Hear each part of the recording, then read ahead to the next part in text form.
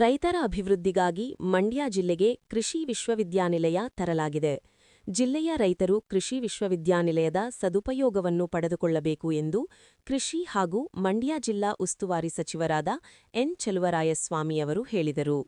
ಇಂದು ಕೃಷಿ ಇಲಾಖೆಯ ವತಿಯಿಂದ ಮಂಡ್ಯ ವಿಶ್ವವಿದ್ಯಾಲಯದ ಆವರಣದಲ್ಲಿ ಆಯೋಜಿಸಲಾಗಿದ್ದ ಹೈಟೆಕ್ ಹಾರ್ವೆಸ್ಟ್ ಹಬ್ ಮತ್ತು ಸೆಕೆಂಡರಿ ಕೃಷಿ ಯೋಜನೆಗಳ ರೈತ ಫಲಾನುಭವಿಗಳಿಗೆ ಯಂತ್ರೋಪಕರಣಗಳ ವಿತರಣಾ ಕಾರ್ಯಕ್ರಮವನ್ನು ದೀಪ ಬೆಳಗಿಸುವುದರ ಮೂಲಕ ಉದ್ಘಾಟಿಸಿ ಮಾತನಾಡಿದ ಅವರು, ಕಳೆದ 3 ವರ್ಷಗಳಿಂದ 2,000 ಕೋಟಿಗೂ ಹೆಚ್ಚಿನ ಮೌಲ್ಯದ ಕೃಷಿ ಯಂತ್ರೋಪಕರಣಗಳನ್ನು ರಾಜ್ಯದ ರೈತರಿಗೆ ನೀಡಲಾಗಿದೆ ಎಂದು ಹೇಳಿದರು.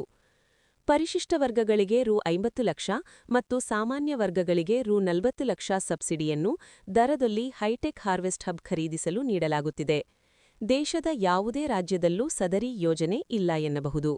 ಹೈಟೆಕ್ ಹಾರ್ವೆಸ್ಟ್ ಹಬ್ನ ಸಂಪೂರ್ಣ ಯೋಜನೆ ರಾಜ್ಯ ಸರ್ಕಾರದ್ದಾಗಿದೆ.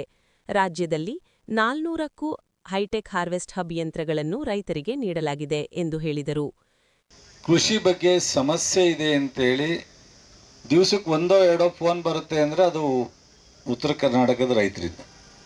ನಮ್ಮ ಸೌತಲ್ಲಿ ಹಳೆ ಮೈಸೂರಿನಲ್ಲಿ 7-8 ಜಿಲ್ಲೆಯಲ್ಲಿ ವರ್ಷಕ್ಕೆ ಅಥವಾ ತಿಂಗಳಿಗೆ ಒಂದೋ ಎರಡೋ ಫೋನ್ ಕೆಲವು ರೈತರು ಮಾಡ್ತಾರೆ. ಆ ಭಾಗದಲ್ಲಿ ಮಾತ್ರ ಪ್ರತಿ ದಿವಸ ಒಂದೋ ಎರಡೋ ಫೋನ್ ಇರುತ್ತೆ. ಅಲ್ಲೇ DC ಹತ್ರ ಭೇಟಿ ಮಾಡಪ್ಪ ಅಂದರೆ ಹೋಗಿದ್ದೆವು ಸರ್, ನಿಮ್ಮ MLA ಮಾತಾಡಪ್ಪ ಅಂದರೆ ನಾವು MLA ಸಿಕ್ಕಿಲ್ಲ ಸರ್, ಮಂತ್ರಿ ಸಿಕ್ಕಿಲ್ಲ ಸರ್, ನಿಮ್ಮ ನಂಬರೇ ಸಿಕ್ತು ಅದಕ್ಕೆ ನಿಮಗೆ ಮಾಡಿದೆ ಸರ್ ಅಂತಾರೆ. ನನಗೇನು ಬೇಜಾರಿಲ್ಲ, ಸಂತೋಷ ಅವರು ಕೇಳಿದ್ದನ್ನು ಸಲಹೆಯನ್ನು ಕೊಡ್ತಕ್ಕ. ಅದಕ್ಕೆ ಬಹುಶಃ ಈ ಭಾಗದ ಶಾಸಕರೆಲ್ಲ ಕೈಗೆ ಸಿಗೋದ್ರಿಂದ ನನಗೆ ನಮ್ಮ ರೈತರು ತೊಂದರೆ ಕೊಡಲ್ಲ ಅಂತ ಅನ್ಕೊಂಡಿದ್ದೀನಿ ನಾನುವೇ.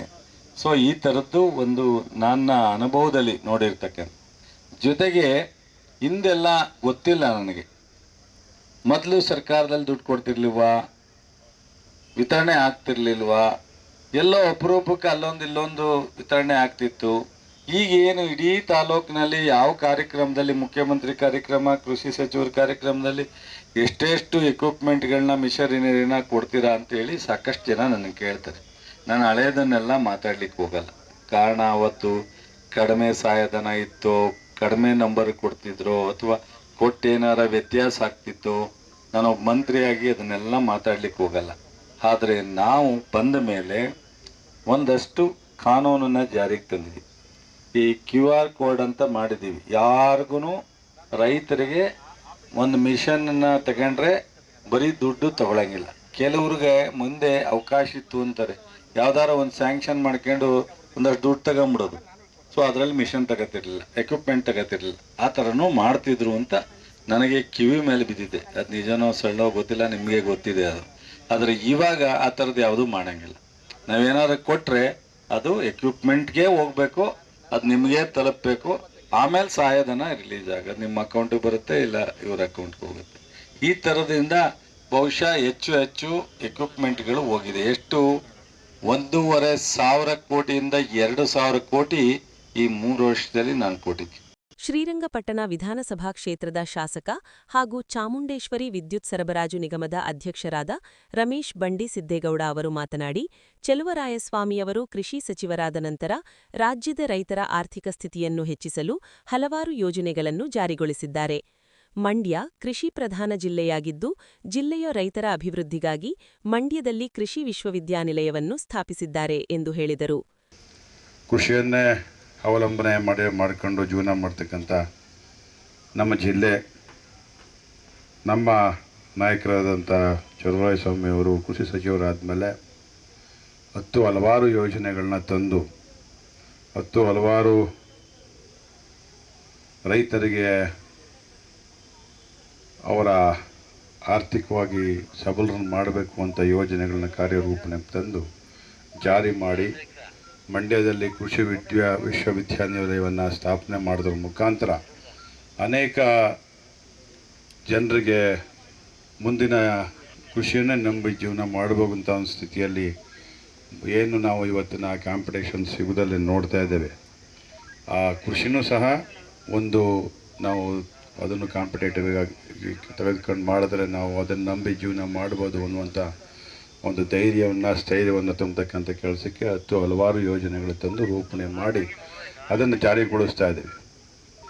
ಆದರೆ ಇದನ್ನು ನಮ್ಮ ರೈತಾಪಿ ವರ್ಗ ಕೃಷಿಯನ್ನೇ ನಂಬಿ ಜೀವನ ಮಾಡ್ತಾ ಇರ್ತಕ್ಕಂಥ ಎಲ್ಲ ಕುಟುಂಬದಲ್ಲಿ 80% ಜನ ಇವತ್ತು ಕೃಷಿಯನ್ನು ಬಿಟ್ಟು ಬೇರೆ ಬೇರೆ ವೃತ್ತಿಗಳನ್ನ ಅವಲಂಬನೆ ಮಾಡ್ತಕ್ಕಂಥದ್ದಕ್ಕೆ ಯೋಚನೆ ಮಾಡ್ಕೊಂಡು ಆ ದಾರಿಯಲ್ಲಿ ನಡೀತಾ ಇದ್ದೇವೆ. ಇವತ್ತು ಅನೇಕ ಕಾರ್ಯಕ್ರಮಗಳನ್ನ ಮಾಡ್ತಾ ಇದ್ದೇವೆ. ಆದರೆ ನಮ್ಮಲ್ಲಿರ್ತಕ್ಕಂಥ ಭೂಮಿ ಇಡೀ ರಾಜ್ಯದಲ್ಲಿ ಎಲ್ಲೂ ಇರ್ತಕ್ಕಂಥ ಭೂಮಿ ಇದೆ. ನಮಗೆ ದೇವರು ಕೊಟ್ಟಿರ್ತಕ್ಕಂಥ ವರ ಕೃಷಿಯನ್ನೇ ನಂಬಿ ಜೀವನ ಮಾಡ್ತಕ್ಕಂಥ ನಮ್ಮ ಜನ ಅವರ ಬದುಕು ಹೆಂಗೆ ಕಟ್ಟಿರಬೇಕು ನಾವು ಯೋಚನೆ ಮಾಡಿ. ಇವತ್ತು ನಾವು ಒಬ್ಬರು ಮಕ್ಕಳನ್ನ ಹುಟ್ಟಿಸಿ ಬೆಳೆಸಿ ಅದನ್ನು ಸಾಕಿ ಸಲುವಕ್ಕೆ ನಾವು ಹಲವಾರು ಯೋಚನೆಗಳನ್ನ ರೂಪಣೆ ಮಾಡ್ತೀವಿ. ಆವತ್ತು ನಮ್ಮ ತಾತರು ನಮ್ಮ ಮುತ್ತಾತರು ಹೆಂಗೆ ಆ ಕೃಷಿಯನ್ನೇ ನಂಬಿ ಬೇರೆ ಯಾವುದೂ ಜೀವನ ಮಾಡ್ದಾನೆ ಎಷ್ಟೊಂದು ಚೆನ್ನಾಗಿ ಆರೋಗ್ಯಕರವಾಗಿ ಎಷ್ಟೊಂದು ಖುಷಿಯಾಗಿದ್ದರು, ಎಷ್ಟು ವರ್ಷ ಬದುಕ್ತಿದ್ರು ಅನ್ನುವಂಥದ್ದನ್ನು ನಾವು ಯೋಚನೆ ಮಾಡಬೇಕು. ಇವತ್ತು ಆ ನಿಟ್ಟಿನಲ್ಲಿ ನಮ್ಮ ಕೃಷಿಯನ್ನು ಸ್ವಲ್ಪ ನಮ್ಮ ಯುವಕರಿಗೆ ಒಂದಷ್ಟು ಯಂತ್ರೋಪಕರಣಗಳನ್ನ ಕೊಡೋದ್ರ ಮುಖಾಂತರ ಅವ್ರನ್ನ ಆರ್ಥಿಕವಾಗಿ ಸಬಲೀಕರಣ ಮಾಡಲಿಕ್ಕೆ ನಾವು ಕೃಷಿ ಇಲಾಖೆಯಿಂದ ಟಿಲ್ಲರ್ಗಳು ಮತ್ತೊಂದು ಮಗದೊಂದು ಏನೇನೇನು ಕೊಡ್ಬೋದು ಎಲ್ಲವನ್ನ ನಮ್ಮ ಕೃಷಿ ಸಚಿವರಾದ್ಮೇಲೆ ನಮ್ಮ ಚರವಣ್ಣ ಕೃಷಿ ಸಚಿವರಾದ್ಮೇಲೆ ಕೊಡ್ತಾ ಇದ್ದೇವೆ. ಇಡೀ ಜಿಲ್ಲೆಯಲ್ಲಿ ರಾಜ್ಯದಲ್ಲಿ ಎಲ್ಲಿ ಟಾರ್ಗೆಟ್ ಇದೆಯೋ ಗೊತ್ತಿಲ್ಲ, ಎಲ್ಲಿ ಸಬ್ಸಿಡಿ ಸಿಗ್ತದೋ ಗೊತ್ತಿಲ್ಲ. ನಮ್ಮಲ್ಲಿ ಯಾವುದೇ ವರ್ಗದ ಜನಾಂಗಕ್ಕೆ ನೀವು ಅವರು ಬ್ಯಾಕ್ವರ್ಡ್ ಕ್ಲಾಸ್ ಆಗ್ಬೋದು, SC ಆಗ್ಬೋದು, ಜನರಲ್ ಆಗ್ಬೋದು, ಎಲ್ಲರಿಗೂ ಯಾವುದೇ ಥರದ ಒಂದು ಮೂಲದಿಂದ ನಾವು ಮಾಡ್ತಾ ಇದ್ದೇವೆ. ಯಾಕಪ್ಪ ಅಂತ ಹೇಳಿದ್ರೆ ನಮ್ಮ ರೈತರು ಈಗಲಾರು ಚೆನ್ನಾಗಿ ವ್ಯವಸಾಯ ಮಾಡಲಿ, ಹೆಚ್ಚು ಇಳುವರಿಯನ್ನು ತೆಗೀಲಿ. ಈ ಇಳುವರಿ ಹೆಚ್ಚು ತೆಗೆದಷ್ಟು ನಮ್ಮ ಇದಕ್ಕೆ ಸಹಾಯ ಆಗ್ತದೆ. ನಮ್ಮ ಮಣ್ಣು ಕೃಷಿ ಮಣ್ಣು ನಮ್ಮ ಏನು ಮಣ್ಣನ್ನು ನಾವು ಏನಾಗುತ್ತೆ ಜೋಳು. ಕಾರ್ಯಕ್ರಮದಲ್ಲಿ ಜಿಲ್ಲಾಧಿಕಾರಿ ಡಾ ಕುಮಾರ, ಜಿಲ್ಲಾ ಪಂಚಾಯತ್ ಮುಖ್ಯ ಕಾರ್ಯನಿರ್ವಹಣಾಧಿಕಾರಿ KR ನಂದಿನಿ, ಕೃಷಿ ಇಲಾಖೆಯ ಜಂಟಿ ನಿರ್ದೇಶಕ ಅಶೋಕ್ ಸೇರಿದಂತೆ ಇನ್ನಿತರರು ಉಪಸ್ಥಿತರಿದ್ದರು.